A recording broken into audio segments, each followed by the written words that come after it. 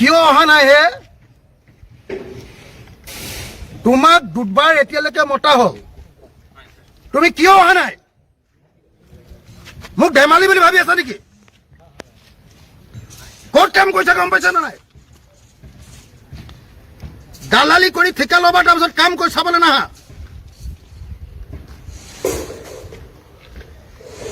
ধেমালি পাইছা? কামবিলাক কাকো দেখুৱাবলৈ কোনো মানুহ নাই ইয়াত। প্ৰজেক্ট মেনেজাৰ ফোন মাৰিছে, 1 ঘণ্টা আধা ঘণ্টা ধৰি তুমি ফোন নধৰা। আজিহে তোমাৰ ডক্টৰ তাত গ'ল। মই যিদিনা তোমাক খবৰ দি মাতিলো সেইদিনা তোমাৰ ডক্টৰ ৰোহিত চৌধুৰী আজি কি আছে? তাৰ নিজৰ বেমাৰ নে তাৰ পত্নীৰ বেমাৰ? গভাৰৰ কি আছে আজি? ননচেন্স। ৰংঘৰ প্ৰজেক্টটো চাবলৈ আহিছোঁ। মই আহি এটা বস্তু আচৰিত হ'লোঁ যে আমাৰ যিটো ফুড কোৰ্ট নাম দিলোঁ, ফুড কোৰ্টটোতো ফুড কোৰ্ট নহয়, এইটো ফুড কোৰ্টটোতো এখন ৰেষ্টুৰেণ্ট হৈ গ'ল। মানে চাওক, আপুনি এটা যেতিয়া ফুড কোৰ্ট হয় তেতিয়া তাত আমি মেকডনাল্ডৰ এখন দোকান দিলোঁ। আমাৰ ধৰক আপুনি এয়াৰপৰ্টত যিটো থাকে,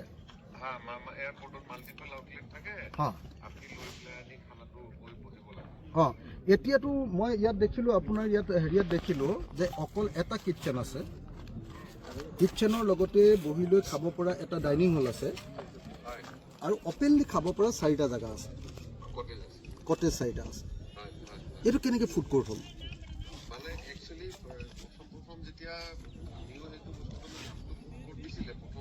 নাই নাই দাদা, মই যেতিয়া প্লেনিং হৈছিলে সেইখন মিটিঙত মই বহিছিলোঁ, 2বাৰ বহিছোঁ সেইখন মিটিং।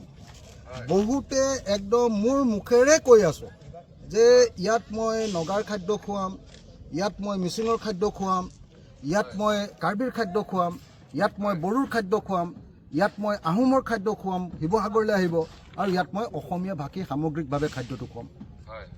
এতিয়া মই ক'ত খুৱাম কওক আপুনি? ইয়াতটোতো ৰান্ধনীশাল এটাই। আৰু মই কৈছিলোঁ যে তাৰ লগত ইণ্টাৰনেশ্যনেল ষ্টেণ্ডাৰ্ডৰ কেইটামান মই হেৰি দিম, মেকডোনাল্ড, তাৰপিছত আমাৰ কি কয় টাটাৰ এইটো ষ্টাৰবাক্স, হা, তাৰপিছত আমাৰ এই ল'ৰাবিলাকে খোৱা মাংস খোৱা এইটো কি বুলি কয়, KFC। KFC এতিয়া ক'ত দিম কওক? That was the concept of a হেৰি ন, কি কয় আপোনাৰ ফুড কোৰ্ট।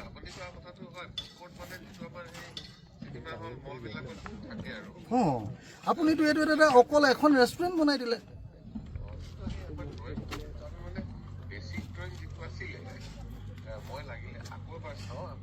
নাই নাই, আপুনি প্লিজ আপুনি এইটো সলাই দিয়ক, 1 নম্বৰ। 2 নম্বৰ, আমাৰ যিটো MP থিয়েটাৰ বনাইছোঁ, MP থিয়েটাৰটো আপুনি মানুহ বহিবলৈ দিছে 3000, কিন্তু তাত প্ৰগ্ৰেম কৰিবলৈ দিছে আপুনি অকল 33 ফুট,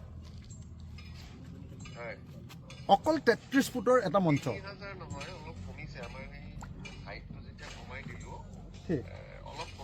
ঠিক আছে, 2500, 2800 মানুহ, 2800 মানুহে যিটো প্ৰগ্ৰেম চাব, সেইটো প্ৰগ্ৰেমত এতিয়াতো আপোনাৰ 10জন মানুহে নাচিব পাৰিব তাত।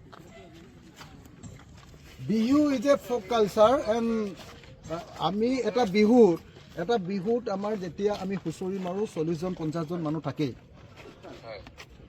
আপোনাৰ মঞ্চটো ক'ত থাকিব তাত? আমি কিন্তু দাদা সেইখন অলপো হাত দিয়া নাই, যিটো চাইজ আমাৰ DPR চাইজত যিটো দিছিলে আমি 1 ইঞ্চিও কম বেছি কৰোৱা নাই, বৰঞ্চ আমি তাতকৈ অলপ মানে বেটাৰহে কৰিছোঁ যেনেকৈ আগত। ঠিক আছে, মানে বস্তুটো মই বেয়া হৈছে বুলি কোৱা নাই, মানে মই কৈছোঁ যে 3000 মানুহে চাই থকা এটা প্ৰগ্ৰেম, তাৰ ভিতৰৰ মঞ্চটো তলত থাকিব, আৰু মঞ্চটো ইমান সৰু হ'ব যে আমি টিভিত চাই থকা নিচিনা লাগি যাব। টিভিত মানুহ চাই থাকিলে যিমান চাইজৰ হ'ব, এতিয়া এই চাইজটো তেনেকুৱাই হ'ব। এতিয়া আমি কিন্তু মই কিন্তু যিখন নম্বৰ আমি পাইছিলোঁ, যিটো মই গম পাইছোঁ আপুনি যিখন নম্বৰ বুলি কৈছিলে যে তাতকৈ মই মানে আমি যিটো আমাৰ চাৰ্কলটো আছিলে ধৰক, এই চাৰ্কলটো আমি অকণমানো ইফাল সিফাল কৰা নাই, কিন্তু অকণ বহলাব লাগিছিলে, আৰু যদি নবহলায় তেতিয়াহ'লে হেৰিটো সৰু কৰি দিব লাগিছিলে, যাতে অকল 500 মানুহে চাব পাৰে, নট মোৰ দেন 500। হা, মানে এতিয়া যদি আপুনি 3000 মানুহে চাব পৰা যদি এটা গেলাৰী বনাই দিলে আৰু তাত যদি অকল 30টা মানুহে নাচিব পাৰে বা 20টা মানুহে নাচিব পাৰে, ডেট মিনছ সেইটো এটা টিভিৰ স্ক্ৰীন এটা হৈ গ'ল। আচ্ছা এইটো ষ্টেজখন আগতকৈ বঢ়াইছিলোঁ নাই দাদা, আপুনি মই নিজে এতিয়া ইয়াতে বহি আছোঁ। হা তাৰপিছত 3 নম্বৰটো মই আপোনাক আৰু এটা ক'লোঁ, হয় আপুনি চাওক 3 নম্বৰটো হ'ল যিখন আৰ্টিজান ভিলেজ বনাইছে। হয় আৰ্টিজান ভিলেজ মানে হ'ল যে মোৰ গাঁৱৰ 15টা মানুহে একেলগে বহি বেতৰ বস্তু বনাই থাকিব। হয় কিন্তু আপুনি ৰুমকেইটা যিমান চাইজৰ দিছে হয় তাত 15টা মানুহেতো কাম কৰি থাকিব নোৱাৰে। সেই 10খন তাঁতশালটো তাত নধৰে, 2খনহে ধৰিব আপুনি যিমান চাইজ দিছে। হয় 10খন তাঁতশাল আমাৰ অসমীয়াৰ তাঁতশাল আছে। এটা প্ৰথম তাঁতশালটো আছে যে আমাৰ যিটো কাৰ্বি তাঁতশাল, হেৰাং মানে হ'ল কঁকালত বান্ধা তাঁতশাল। গম পাইছোঁ হা, সেই তাঁতশালটোৰ কাৰণে এটা ঠাই লাগিব। নেক্সট আহিলে আমাৰ ট্ৰাইবেল মিচিংবিলাক বা তিৱাবিলাকে কৰা থ্ৰ'চাটুল লুমটো আহিব। থ্ৰ'চাটুল লুমটোৰ কাৰণে এটা জেগা লাগিব। তাৰপিছত আহিব ফ্লাই চাটুল লুম, তাৰপিছত আহিব ফ্লাই চাটুল লুম উইথ জাকাৰ্ট মেচিন, শুৱালকুছিত কৰাটো। তাৰপিছত আহিব আকৌ আমাৰ শিৱসাগৰতে ওলোৱা আধুনিক যুগৰ মইনা তাঁতশাল। হয় আপোনাৰ যিটো ৰুম তাততো অসম্ভৱ। আপোনাৰ মাজতে কৈছোঁ আপোনাৰ যিখন আমাৰ ষ্টেজ আছে মানে এমপি থিয়েটাৰৰ কথাটো এমপি থিয়েটাৰ আপোনাৰ মানে বেক চাইডটো বহলৰ পৰা এনেকে সৰু হৈ আহিছে নহয় হয়। বেক চাইডে আমাৰ গগৈ আৰু সদৌ টাই আহোম ছাত্ৰ সন্থাই মোক বাৰম্বাৰ কৈ আছে, স্মাৰক পত্ৰ দি আছে, ডিচিকো দি আছে যে শিৱসাগৰৰ যমুনাত যি 36টা মানে আপোনাৰ বেদখল আছে, সেই 36টা ঘৰ ভাঙি দিব লাগে। মই ঘৰটো ভাঙি দিয়াৰ আগতে প্ৰথমতে এক্সিষ্টিং যমুনাখন পুৰা চাফা কৰাই ল'লো। আৰু এতিয়া সদৌ অসম টাই আহোম ছাত্ৰ সন্থাই যিহেতু আজি আকৌ ডিমাণ্ড কৰিছে, ডিচিকো কৈছে, মুখ্যমন্ত্ৰীকো দাবী উত্থাপন কৰিছে যে আহোম যুগৰ ঐতিহাসিক সম্পদ যমুনা যি বেদখল কৰি আছে তেওঁলোকৰ ঘৰ ভাঙিব লাগে। গতিকে অতি সোনকালে শিৱসাগৰত এভিকশ্যন হ'ব। সেইকাৰণে যমুনাত যিসকলে বেদখল কৰি আছে হয় তেওঁলোকে তেওঁলোকৰ ঘৰকেইটা আঁতৰাই লৈ যাওক, নহ'লে কেইটামান 3মহলীয়া ঘৰ, কেইটামান ইনষ্টিটিউশ্যন তাত বনাইছে, নহ'লে টাই আহোম ছাত্ৰ সন্থাই মোক বহুত প্ৰেছাৰ দি আছে, নহ'লে কিন্তু এভিকশ্যনৰ ব্যৱস্থা গ্ৰহণ কৰা হ'ব। মই অতি সোনকালে তেওঁলোকক নিজৰ বেদখলৰ পৰা মানে যমুনাৰ ওপৰততো আৰু কোনোবাই মাটিৰ পট্টা দেখুৱাই লাভ নাই না। কোনোবাই মাটিৰ পট্টা দেখুৱাইছে, কোনোবাই এলটমেণ্ট দেখুৱাইছে, এই চব কথা কৈ লাভ নাই। কোৰ্টে আমাক কৈ থৈছে যে যমুনাত যদি কাৰোবাৰ আছে তেতিয়াহ'লে উঠাই দিব পাৰে। যমুনা ঐতিহাসিক যমুনা আপোনালোকে নিশ্চয় জানে, যি যমুনাৰ লগত আমাৰ ৰংপুৰ চহৰ আহোমৰ ৰাজত্বকালৰ ৰাজধানীখনৰ নিৰাপত্তাৰ প্ৰশ্নটো জড়িত আছে। যি যমুনাৰ লগত আমাৰ বৰপুখুৰীৰ পানীৰ লেভেলৰ সম্পৰ্ক আছে। যি যমুনাৰ লগত আমাৰ ৰজাৰ ঘৰত কাৰেঙত যদি কোনোবাই আক্ৰমণ কৰে তাৰ লগত যুদ্ধৰ কৌশলৰ সম্পৰ্ক আছে। যি যমুনাৰ লগত আমাৰ শিৱদৌলৰ সম্পৰ্ক আছে, সেই যমুনাখন এতিয়া ডাষ্টবিনত পৰিণত কৰি পেলাইছে। মানুহবিলাকে কিছুমানে ঘৰ বনাইছে, কিছুমানে তেওঁলোকৰ লেট্ৰিনৰ ডাইৰেক্ট টেংকিটোৱে যমুনা। টেংকি চেংকি চেফটি টেংকি চেংকি নাই আৰু ডাইৰেক্ট যমুনা। এইটো নহ'ব।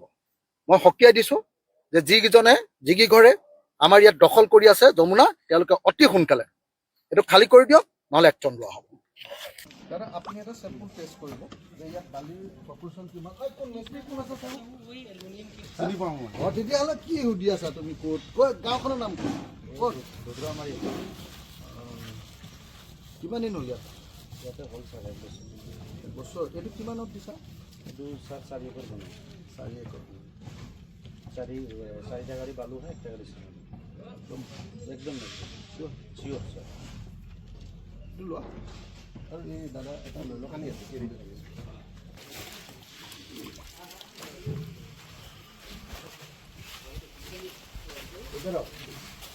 পাইছ না? চিনি পাইছ? কামটো কেনেকুৱা হৈছে? ছাৰ একদম নাই হা কেনেকুৱা? এইটো কিমান দিছে? বালি কিমান দিছে? আৰু চিমেণ্ট? 4টা সিমেন্ট দিছে, 1টা সিমেন্ট। 4টা বালু, 1টা সিমেন্ট। 4টা বালু, 1টা চিমেণ্ট দিছে। নাই ছাৰ, ইয়াতে কনজুচি নকৰে, যি লাগে অপেন দি যায়, লৈ যায় যিমান যি লাগে, এনেকৈ মানা নকৰে বুলি। এইটো কৰাৰ পাছত এইটো কেতিয়া দিলে? এইটো যে মানে কি ছাৰ ফুলটো যাতে নহ'ব ফুলটো দিলে ইয়াতে দিয়া আছে পিচিচি অনলি পিচিচি আমি অলপ হেৰি কৰিলোঁ আৰু নিজৰ ফালৰ পৰা অলপ ৰড দি হৈ যায় হয় না সেইটো আমাৰ নিজৰ ছেফটিৰ কাৰণে ছেটেলমেণ্ট ইয়াতে পিচিচি দিয়া আছে